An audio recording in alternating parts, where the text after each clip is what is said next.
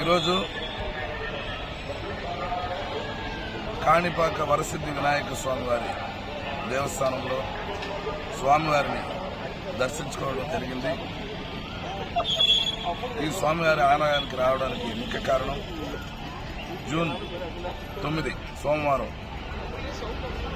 మా ఏపీసీసీ అధ్యక్షురాలు శ్రీమతి షర్మిలారెడ్డి గారి చిత్తూరు జిల్లా పర్యటన మొట్టమొదటగా రాష్ట్ర పర్యటనలో మొట్టమొదటగా చిత్తూరు జిల్లా నుంచే ప్రారంభిస్తా ఉన్నారు. కాబట్టి ఆ విజ్ఞాన దేవుడు కాణిపాక వరసిద్ధి వినాయక స్వామి వారి ఆశీస్సులు ఆమెకు మెండుగా ఉండాలని, అలాగే జిల్లాలోని ప్రతి కాంగ్రెస్ కార్యకర్త సమిష్టిగా కృషి చేసి ఈ కార్యకర్తల విస్తృత స్థాయి సమావేశాన్ని జయప్రదం చేయవలసిందిగా కోరడం జరిగింది.